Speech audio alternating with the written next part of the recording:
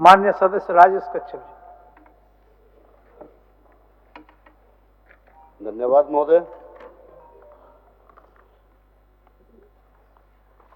महोदय, मेरा सवाल है महोदय,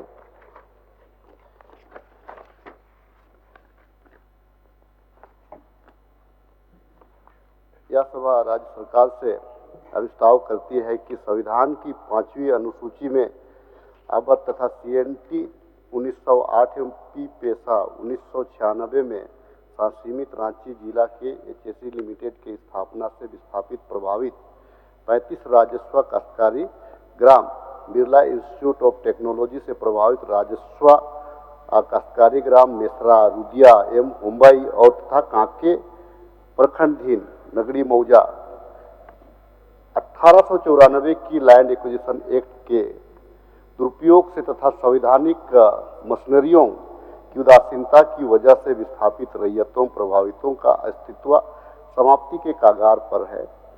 कहीं अतिरिक्त अधिकृत भूमि पर असंवैधानिक रूप से थर्ड पार्टी राइट क्रिएट किया जा रहा है, कहीं पर विवाद कर जमीन पर जबरदस्त दखल कराया जा रहा है, तो कहीं पर रेंट फिक्सेशन के साथ जमींदार बनाए जाने की इलीगल अनकॉन्स्टिट्यूशनल सर्वोच्च न्यायालय के आदेश को सेटिस्फाइड कर प्रयास को अंजाम दिया जा रहा है।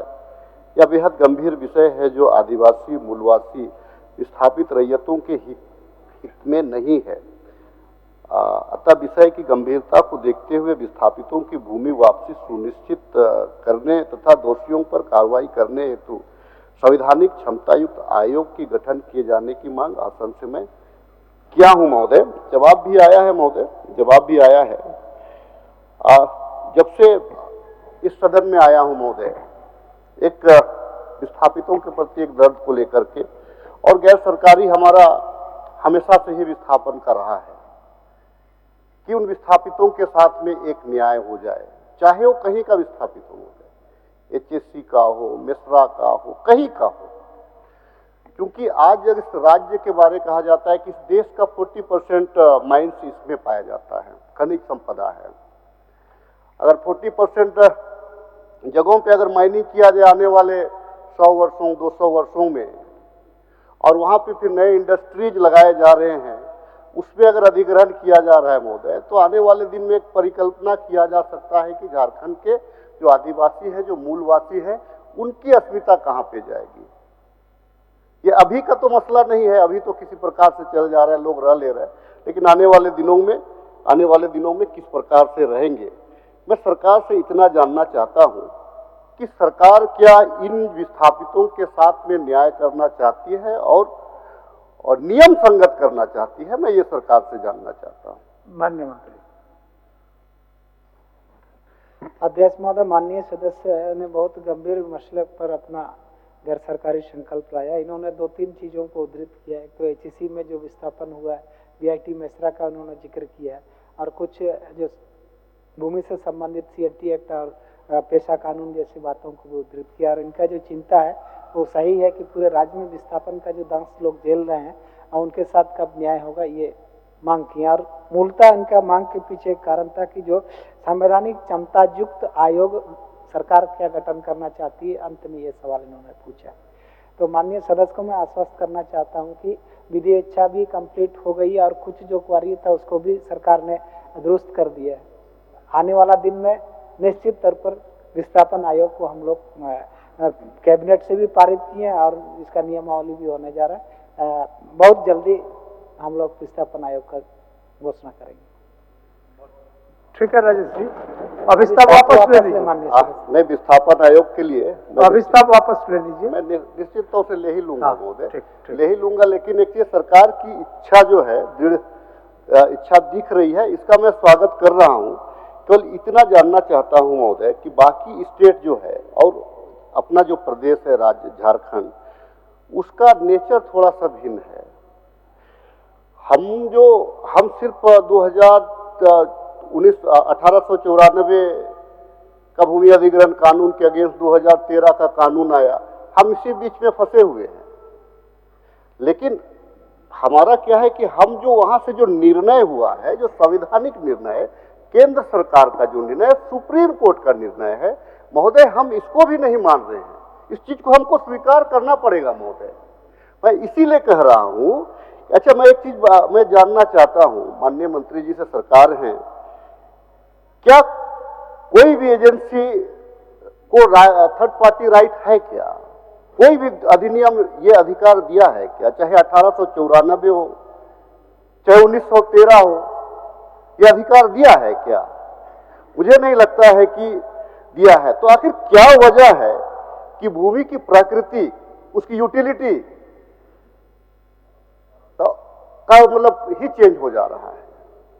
तो कहीं ना कहीं एक तो सरकार, जिनकी भी सरकार हो, हम उस अधिकारियों पे कंट्रोल नहीं कर पा रहे हैं, जिस वजह से इस कानून का उल्लंघन हो रहा है और बड़े पैमाने पे विस्थापित सफर कर रहे हैं। मुझे ये प्रतीत होता है।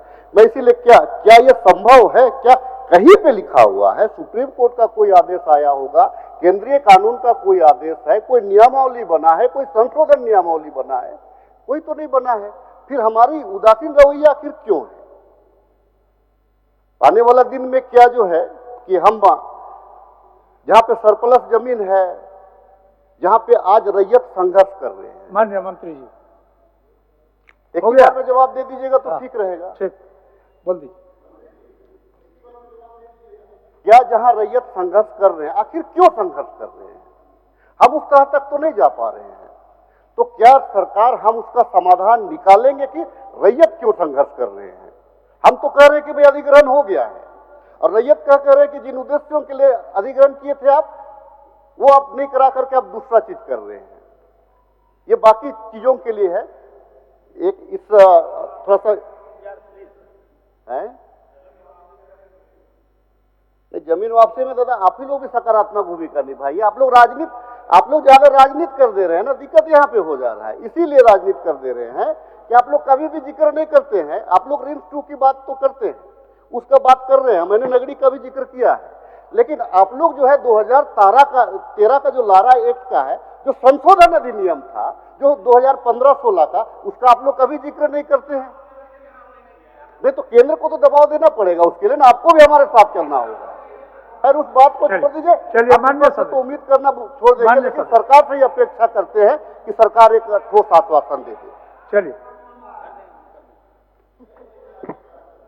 सरकार गंभीर है अध्यक्ष महोदय। राज्य निर्माण के बाद उसके पहले भी विस्थापन का मामला इस राज्य ने झेला है, और अभी भी उसका हम लोग अस्थायी समाधान नहीं कर पाए। उनकी जो चिंता है वो जायज है अध्यक्ष महोदय, राज्य हित में है। हम लोग इसलिए गंभीरता से इस पर विचार करने के बाद विस्थापन आयोग का गठन का सारा प्रक्रिया पूर्ण कर ली है सरकार ने। बहुत जल्द विस्थापन आयोग गठन होगा, और उन तमाम विस्थापितों के जो समस्याओं को हम लोग उस माध्यम से देखेंगे और उसका हल होगा। चलिए, आप वापस ले लीजिए। एक पूरक के साथ में सरकार से केवल, क्योंकि बीआईटी का भी मामला एक बड़ा इंस्टीट्यूट है, अच्छा इंस्टीट्यूट है, लेकिन महोदय इस समय में बीआईटी के लिए अधिक, देखिए बीआईटी कोई ये सरकार नहीं है। बीआईटी भी अधिग्रहण किया है, उसको भी कोई प्राइवेट संस्था ही चला रहा है। सरकार ने उसको जमीन दिया, लेकिन जिस प्रकार से वहां पे जो संघर्ष हो रहा है महोदय, वो जमीन सरकार दिया है, लेकिन सरकार ने कभी जांच करने का प्रयास किया है क्या कि वो जमीन का नेचर क्या है जिसको बीआईटी को दिया गया है?